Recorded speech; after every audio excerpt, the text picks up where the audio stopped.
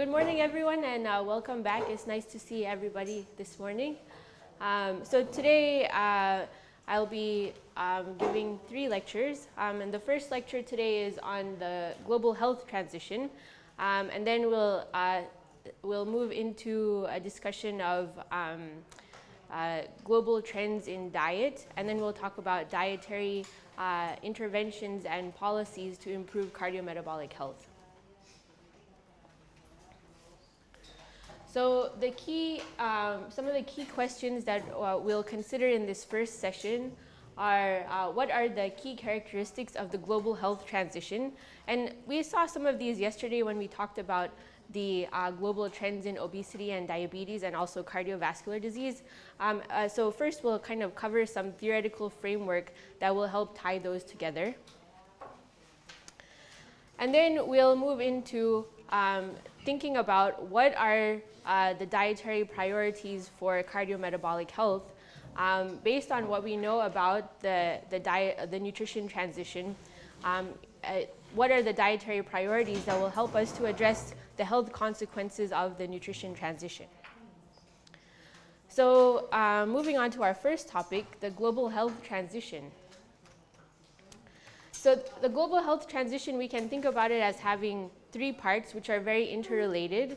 So the first is the demographic transition, and this describes the change from high fertility and mortality rates in less developed countries to low fertility and mortality rates as we go through the process of industrialization and economic development. And in conjunction, the epidemiologic transition occurs, and this basically describes changes in mortality and morbidity patterns, so the transition from infectious to chronic disease as societies go through economic transition and social structures change as well. And then there's the nutrition transition, which is very much linked with the epidemiologic transition, and this describes the globalization of food systems and how that impacts health, and how this results in increased consumption of processed foods, refined carbohydrates, sugars, and fats, and moves away from more traditional diets.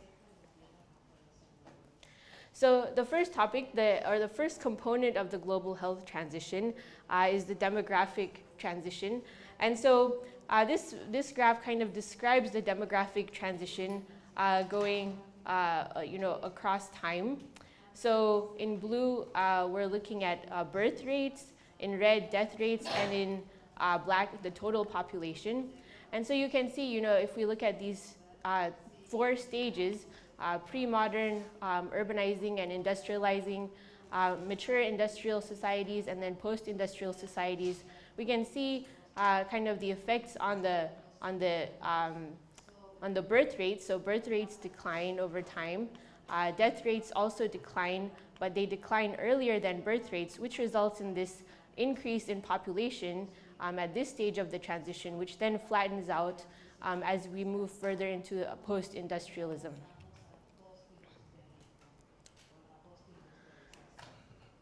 So as you could imagine, this sort of transition in the demographics of a population is also very linked with the epidemiologic transition. And so this was first described by Abdel Omran in 1971.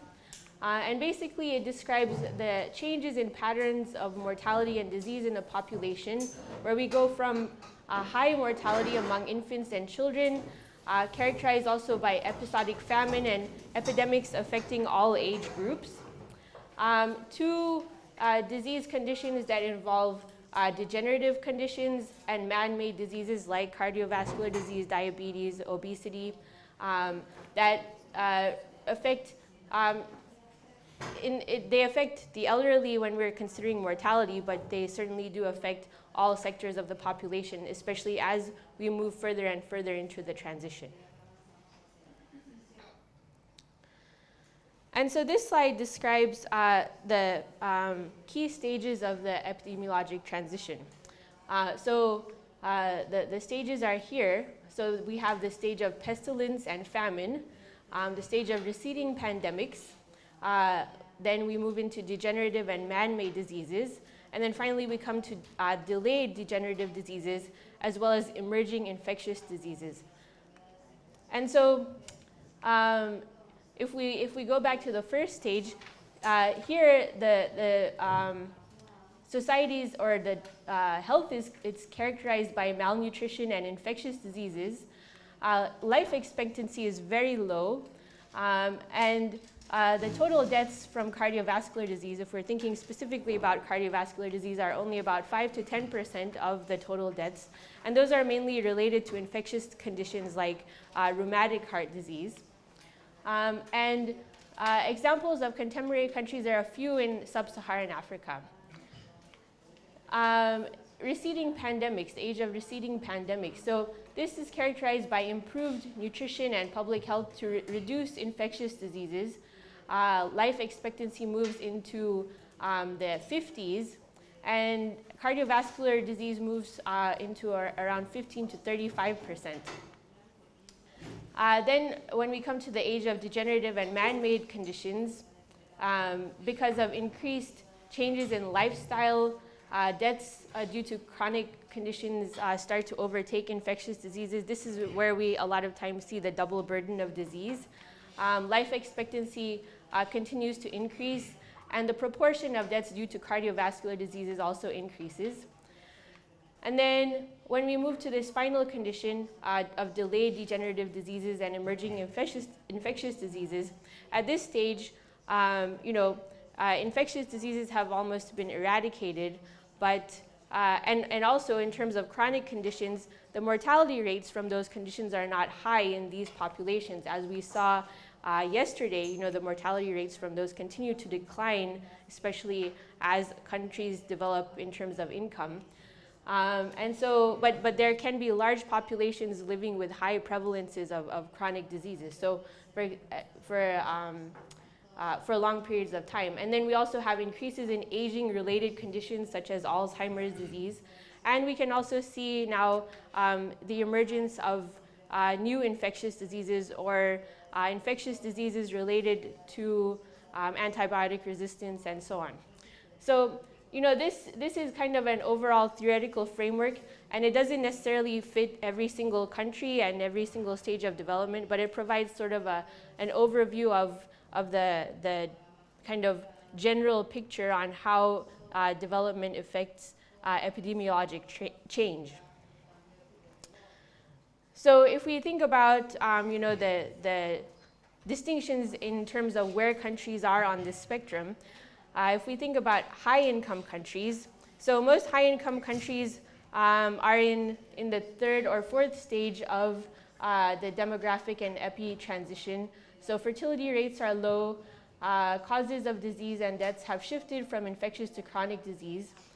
A lot of high-income countries in Europe and North America and Asia arrived in this stage in the 1970s, but there can be very big differences in terms of when countries arrive at that stage. And this type of transition is also associated with aging of the population. And for example, if we look at the causes of death in Boston in 1811, so here you'll see that there are, there's still quite a lot of infectious disease. So, from tuberculosis, from various infectious conditions or sequelae of infectious conditions. So this is when the U.S. was still highly affected by many infectious diseases. And then if we look at how that transition has occurred in the U.S., comparing 1900 versus 2010, the number of deaths per 100,000, you can see that there's a clear shift in the types of deaths as well as the overall number of or death rates in this population. So the deaths have transitioned from being heavily related to infectious diseases to mainly now being related to chronic diseases.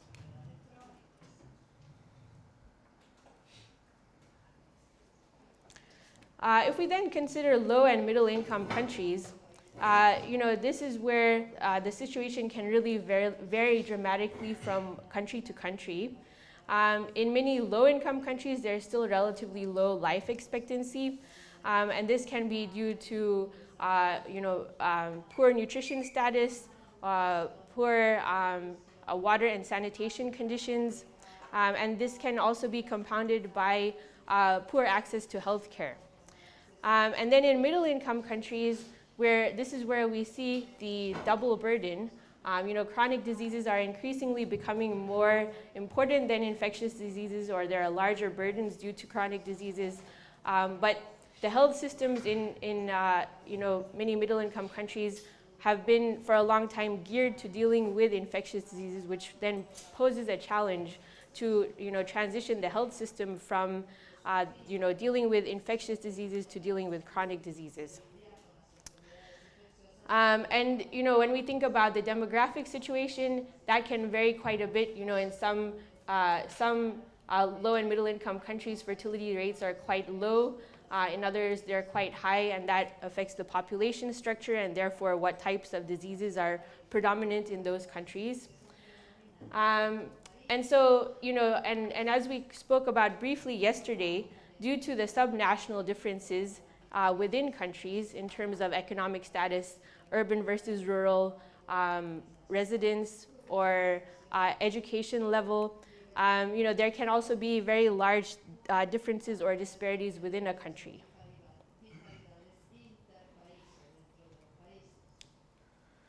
And so if we think about cardiovascular epidemiology and this transition across populations at different stages of development, this slide kind of summarizes the whole picture by income group.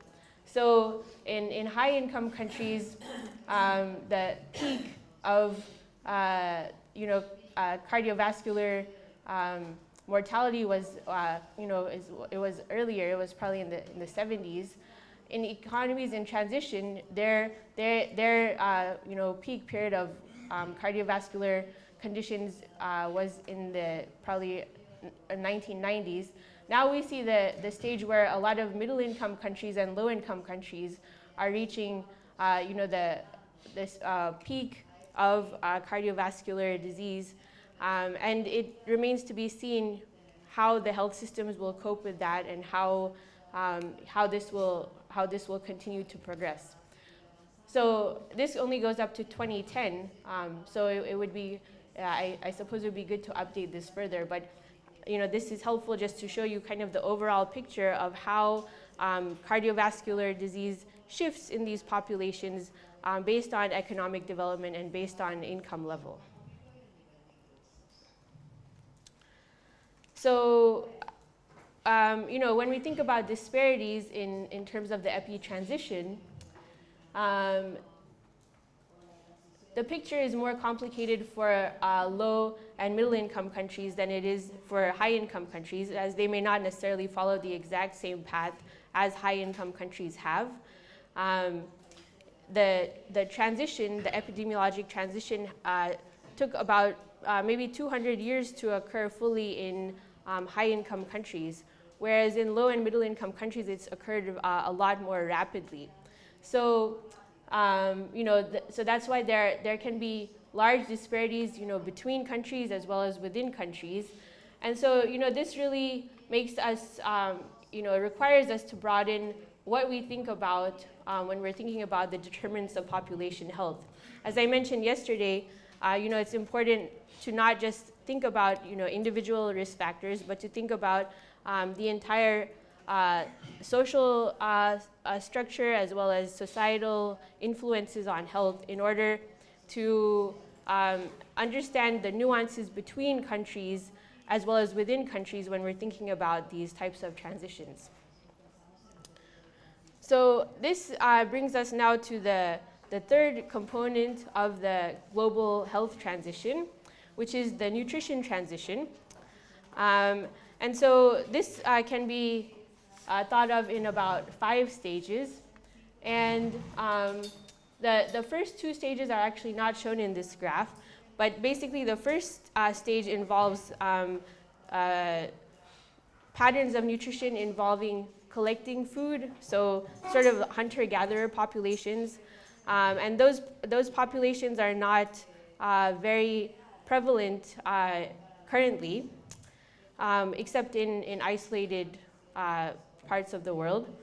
The second stage involves a situation where the diet is much less varied because of acute periods of famine. So we have the hunter-gatherer stage, we have the periods of acute famine, and then we move into these patterns here. So pattern 3 involves receding famine. So in this case, there's starchy, diets are characterized by having high carbohydrate content, and in terms of physical activity, it's all due to the physical nature of the work that people are engaged in. So it's labor intensive. And in terms of health, here we see diseases related to malnutrition primarily, and maternal and child health. So as we go through the process of urbanization, economic growth, and technological changes, we then move into this pattern 4, which involves the surge in degenerative diseases. And diet here is characterized by increased fat, sugar, and processed foods. And there's a shift in terms of how people work and how they spend their leisure time. So this is characterized by increased sedentary behaviors and work that involves less actual physical labor. And so this is characterized by the emergence of obesity and other chronic conditions. So this is, when we think about the overall situation, this is associated with accelerated life expectancy, but overall shifts to non-communicable diseases. And this is where we are in most parts of the world. And then, if we think about the future, we can consider a period of behavioral change. So this is fairly optimistic. So in this case, we would see a period of, healthier diets, more fruit and vegetable, higher quality carbohydrate, increased physical activity, and this would result in reductions in obesity and obesity-related conditions, and improved overall healthy aging, and reduced non-communicable diseases. So this is sort of where we want to go in the future. This is probably where many countries are currently, and this is where we're hoping to progress.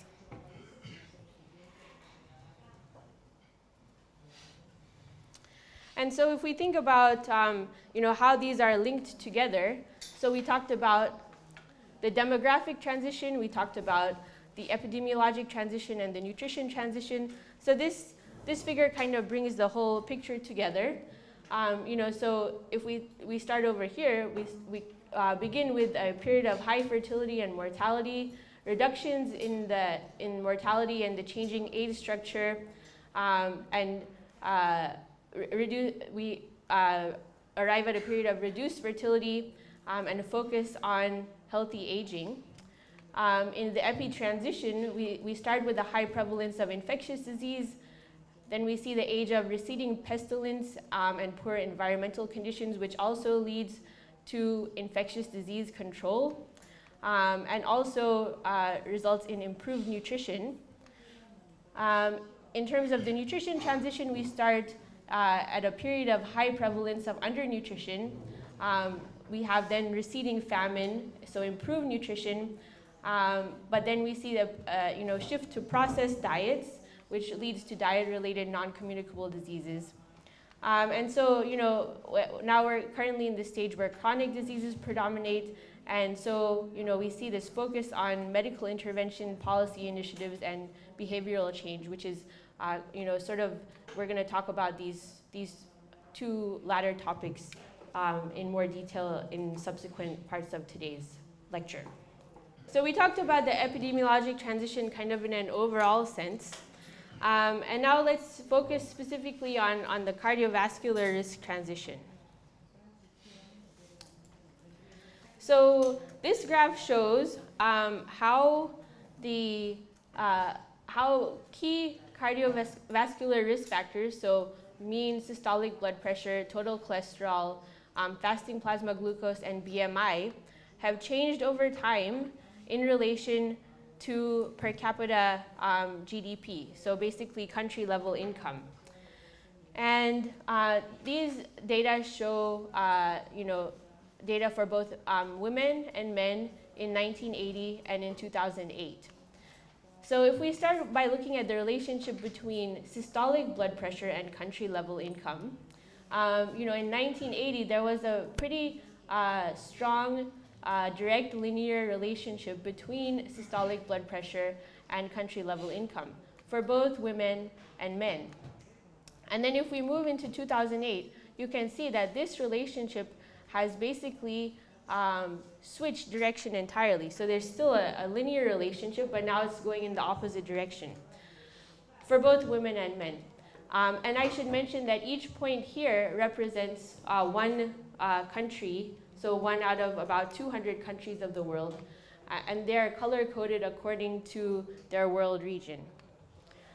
So this really highlights, this shift from high levels of risk amongst high-income countries and lower blood pressure levels and cardiovascular risk at the low end of the country-level income spectrum to an entirely opposite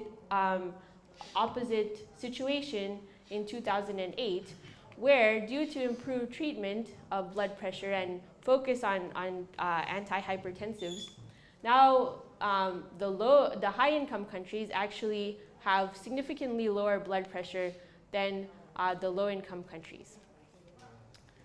If we then look at the relationship between total cholesterol and income level, this relationship, you can see it remains to be a positive relationship for both men and women and over time, but you can see sort of the overall downward shift in this total cholesterol curve between 1980 and 2010. If we then look at fasting plasma glucose, you can see, especially for a woman, the increase in the U-shaped curve, or a inverted U, where the main point here is that increasingly middle-income countries are heavily affected by high levels of fasting plasma glucose. And then with BMI, we also see this sort of inverted U-shaped curve, where again, at the highest levels of income, countries are shifting to lower BMIs, whereas middle-income countries are really now experiencing, surges in obesity. So this, this shows how, based on country income level, the risk factor profiles have changed over this 20-year time period. And this shows the relationship between urbanization and mean BMI in 1980 and 2008 for both women and men. Again, similar to the other graph, each point here represents one country. And if we look at the relationship between BMI and the proportion of the population living in urban areas, this relationship has become more linear over time, and you can also see kind of the overall upwards shift in the curve, which basically shows a increasingly strong relationship between living in urban areas, income, and BMI. So it highlights the effect of increasing urbanization and how as societies become more urban, you can imagine that the diet changes significantly, as well as the overall lifestyle in terms of physical activity. So this relationship with BMI becomes more linear. And then this graph shows the the relationship between these same cardiovascular risk factors that we just talked about and Western diet. So Western diet was calculated based on availability of foods in all of these countries using data from the UN Food and Agriculture Organization. And so in this case, for blood pressure, we see again this interesting reversal of the relationship over time for both men and women, but it's more inverse for women. I'm just going to point out the interesting relationship. So we see again, this U-shaped curve for both mean fasting plasma glucose and BMI, and the overall upward shift in BMI between 1980 and 2008. And what we're seeing here is the stronger relationship of larger burdens among low and middle income countries, of BMI and fasting plasma glucose, which is highly related to BMI, and how the Western diet is heavily impacting these countries who are undergoing the nutrition transition.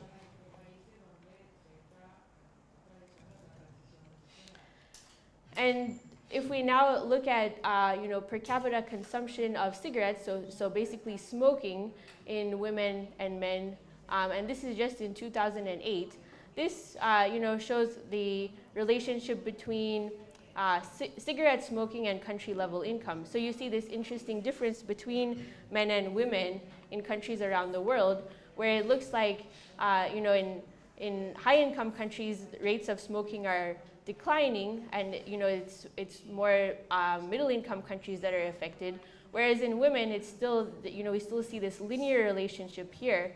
So women are still kind of on the upsurge of that smoking or cigarette consumption curve. So and you can imagine what that will do for cardiovascular rates.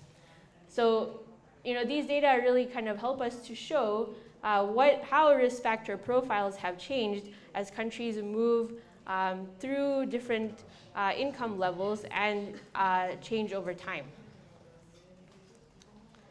And so if we think about overall, what are the key points from the graphs I just showed you?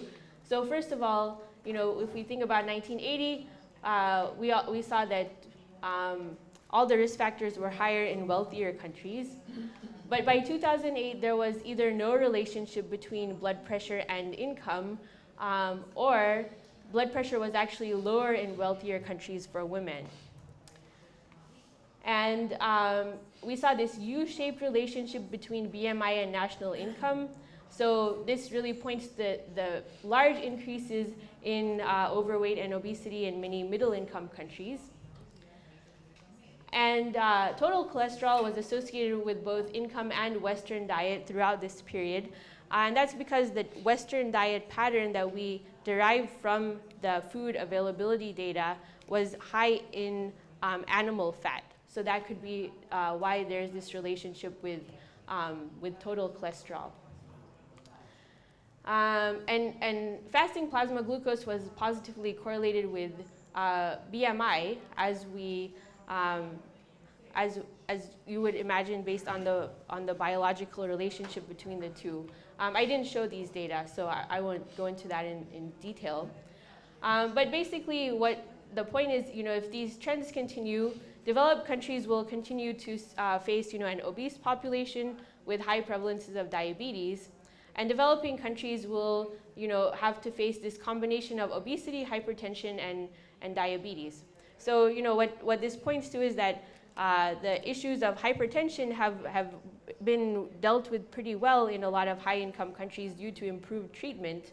But these problems of obesity and diabetes continue to plague countries across the income spectrum.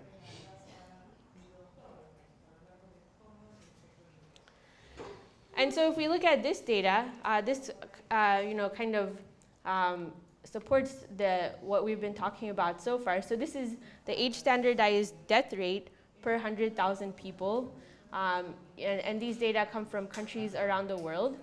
And this is the socio-demographic index, which incorporates, both components like GDP as well as education and other factors at the country level. And then this shows that different types of cardiovascular diseases that predominate at different levels of the socio-demographic index. And this x-axis shows the number of deaths. So this half of the graph is for men, and this half of the graph is for women. So what you can see here is that, overall, the age standardized death rates, they start out and they increase and then they reach a maximum. That maximum is lower for women than for men. And then after a certain threshold of development, cardiovascular death rates decline sharply for both men and women. And you can also see the changes in the composition of cardiovascular diseases. So, at lower socio-demographic index, we still see higher levels of cardiovascular disease that could be related to infectious conditions, and then those really kind of tail off towards the higher end of this distribution. So this shows the relationship, both the differences for men and women in how development affects, the rates of cardiovascular death, as well as highlights what we again saw yesterday in terms of at high levels of development, how those rates decline.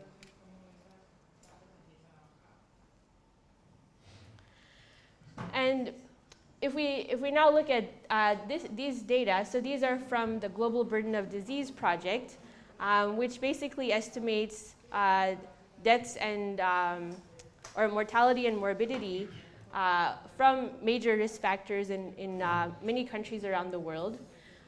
So if we look at the global risk factors for mortality in 2010, and we look across all these different regions of the world, these 21 regions of the world, dietary risks taken as a whole are ranked first in 16 of the 21 regions of the world. So that really suggests to us that in many parts of the world, except for certain sections of sub-Saharan Africa and possibly even South Asia, it ranks #1. So in many cases, this nutrition transition has really already occurred, and diet has become a huge risk factor for mortality, primarily cardiovascular mortality. And then if you look at these other key risk factors in the top 20, many of them are related to diet. So there's high blood pressure, high body mass index, high fasting plasma glucose, childhood underweight, high total cholesterol, and then deficiency conditions.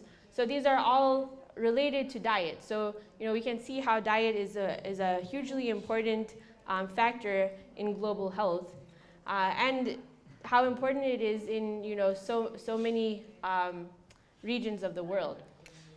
So if we want to think about diet and prevention of global non-communicable diseases, we need to really know what are the key dietary priorities for preventing non-communicable diseases. So in considering that, we need to think of first, what are the priorities based on the epidemiologic evidence. So there's, many epidemiologic studies out there on the relationship between diet and chronic disease. So what do those studies tell us about how diet can be used to improve cardiometabolic health? And then we need to know the impact of these dietary factors on disease burden, so globally, nationally, and subgroups within countries. And then finally, we need to understand what are the effective and cost-effective individual and population interventions to improve diet and reduce disease. So these are the three key components that we're going to be talking about going forward. And so right now we're going to start with discussing the relevant dietary priorities. So reviewing some of the current evidence the epidemiologic studies that have come out in the past years, and to understand what are those priorities. So we're going to move on to now discuss key dietary priorities for improving cardiovascular disease. So if we start out with this, this framework, this is sort of the conventional or older ideas about the relationship between diet and cardiovascular disease. So, we start out with total fat or saturated fat, but earlier the focus was really on total fat. This results in changes in lipid profile, so increases in cholesterol, leading to coronary heart disease. And so this kind of framework really originated from studies in the 50s, 60s, 70s. They were mainly ecological studies, biomarker studies, and animal experiments, which they're certainly very valuable sources of data, but they are not necessarily always translatable into large human populations. So this is what we kind of started out with when thinking about the relationship between diet and the heart. So there was a really huge focus on total fat. And then when we think about diet and obesity or diabetes, this is also kind of a one framework in which this is viewed. So basically, calories in, calories out, and I'm sure that's sort of familiar to many of you. So you have your energy in and energy out, so that relates to how much adiposity you have, which is also related to type 2 diabetes. So this is sort of the conventional wisdom on that. And then there are thought to be other factors. So total fat, when we're thinking about diet, total fat and total energy are related to energy in. There's some ideas that saturated fat is related to type 2 diabetes. Added sugars, again, related to energy in. So these are all sort of the dietary factors that we think about when considering this calories in, calories out framework.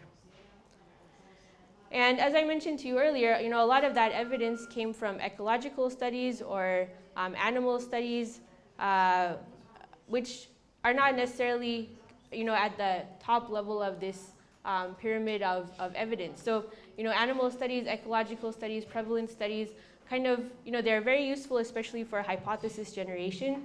But if we want to think about, the effects of diet in human populations, we want to move up this pyramid, so a higher level of evidence is from, retrospective studies is probably also still not the best source of evidence.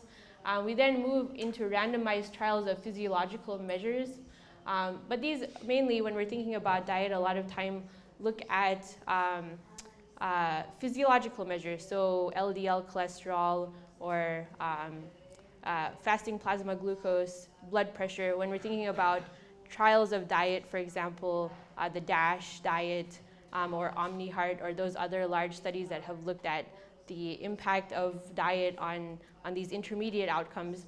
So really the highest grade of evidence when we're thinking about nutritional science are, first of all, randomized trials of disease outcomes. But as you know, those trials are very expensive to conduct, so there's few of them. It takes a long period of time to accumulate enough events to have sound conclusions from these types of studies. So prospective cohorts of disease outcomes are also very valuable sources of evidence in nutritional epidemiology. And these are where we actually get a lot of the evidence for the relationships between diet and chronic disease. So now if we move into sort of the more current perspective on the relationship between diet and cardiovascular disease, we can see that there's actually a host of factors that we have to consider. So it's not just the relationship between fat, total cholesterol, and cardiovascular outcomes. There's a whole host of these different components of diet that we have to consider. So carbohydrate quality, not total fat, but specific fats and fatty acids, whole foods, particular minerals, antioxidants, and phytochemicals, dietary patterns, and also how food is processed and prepared.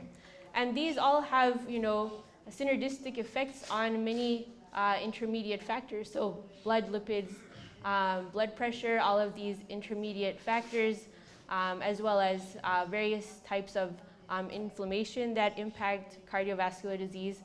And then, through those pathways, we arrive at, at all of the cardiovascular outcomes. So this is a more complete picture of the relationship between diet and cardiovascular disease.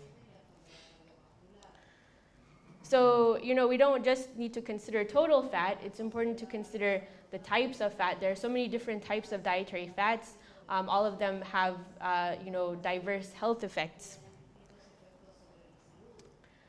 And if we think about, diet and obesity, it's not as simple as calories in, calories out. So what's really important is foods and diet quality. So carbohydrate quality, the quality of whole foods that are incorporated into the diet, particular fats and oils and dietary patterns. For both, related to adiposity and to diabetes, and also to basal metabolism. So diet has, multiple components of diet have multiple effects on different parts of this pathway, going from, dietary intakes to adiposity to diabetes. So it's a more nuanced picture than what was previously believed.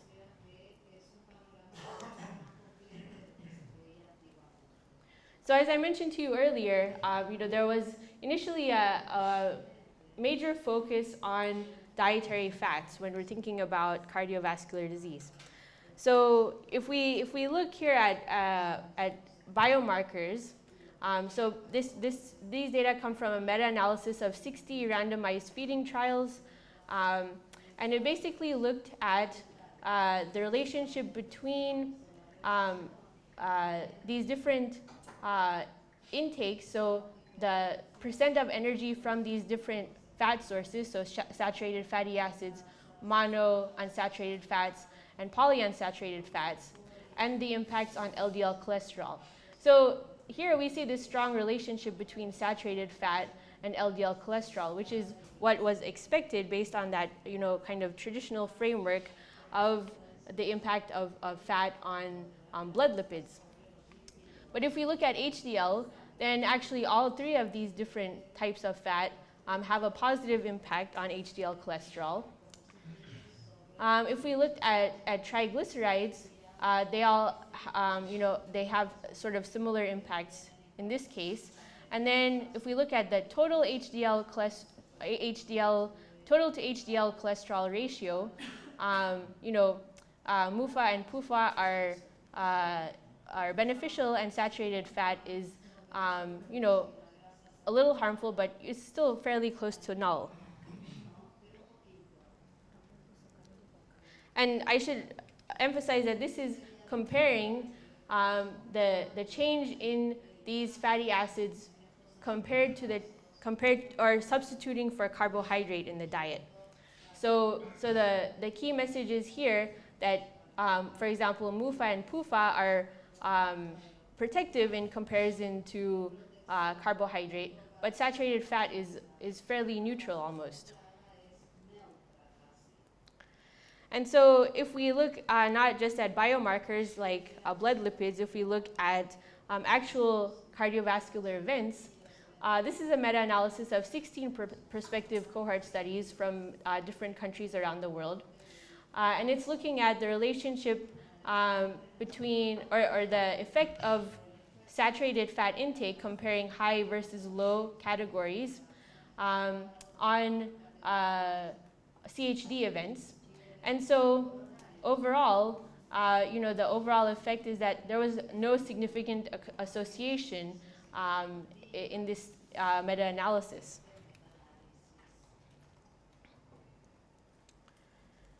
And now if we look at saturated fat and coronary heart disease, but considering different nutrient replacements,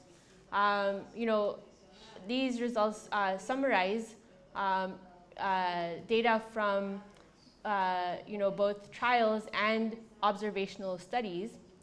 So if we look at PUFA replacing polyunsaturated fat replacing saturated fat, we typically see that there's a protective effect.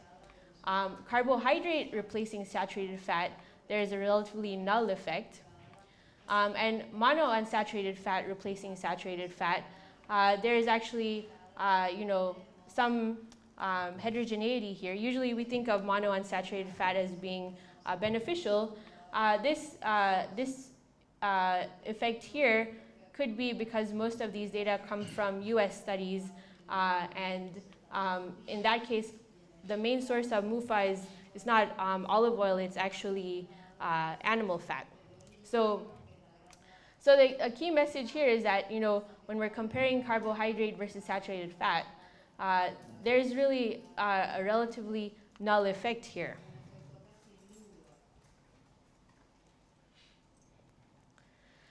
So one challenge of focusing a lot on saturated fat is that there are many different dietary sources of saturated fat. It's not a particular food. It's present in many different foods that people consume on a regular basis. So it can be in cheese, chicken, desserts. So there's a huge mix of different foods that contain saturated fat.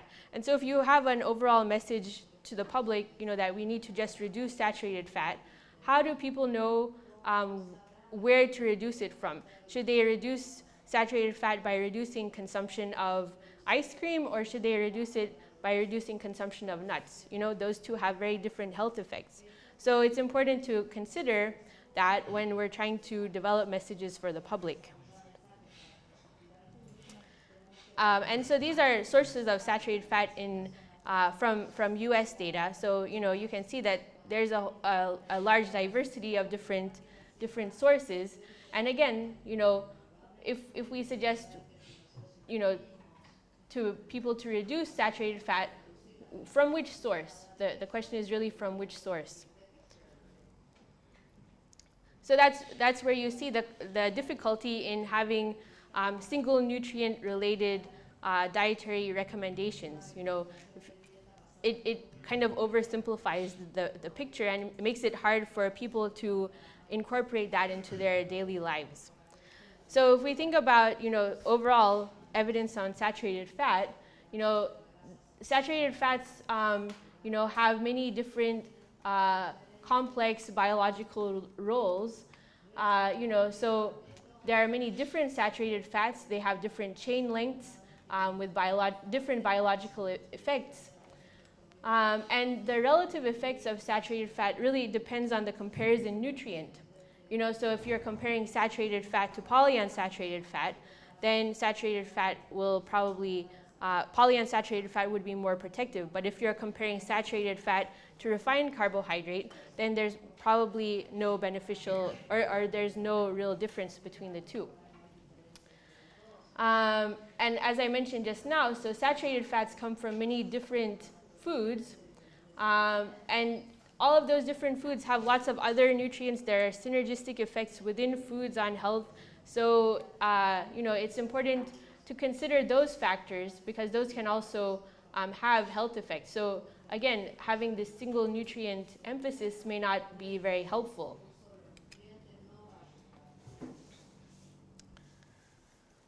So that's kind of some evidence related to saturated to fat and dietary fat and cardiovascular disease. Now let's look a little bit more when we're thinking about weight loss. So fat, dietary fat, and obesity or weight loss. So this compares data from based on 3 different diets. So a low-fat diet, which is shown in red, a Mediterranean diet, which is higher in fat, and then a low-carbohydrate diet, which consists of almost 39% fat. And so if we look here at weight change over time, as you would expect in the beginning of the study, so this is over months, many people lose weight in the beginning of the intervention period.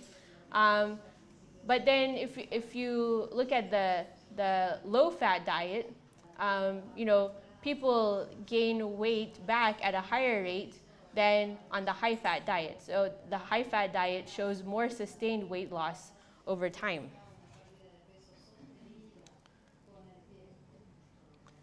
And then if we're comparing low-fat diet versus a low-carbohydrate diet over time, so in this case, there were 148 men and women randomized to either a low-fat or a low-carb diet without advice on calorie control. If we look at both change in body weight and change in fat mass, in both cases, the low-fat diet really doesn't show any beneficial impact, whereas the low-carbohydrate diet does show sustained change in both fat mass and in body weight. So this is when we're thinking about secondary prevention, so weight loss, and what types of emphasis is important when we're thinking about secondary prevention. But what about if we're thinking about primary prevention, so preventing people from developing obesity in the first place?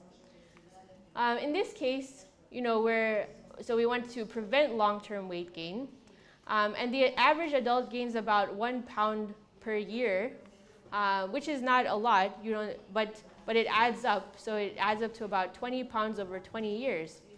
And since it's gradual, it makes it difficult to really perceive changes at an individual level.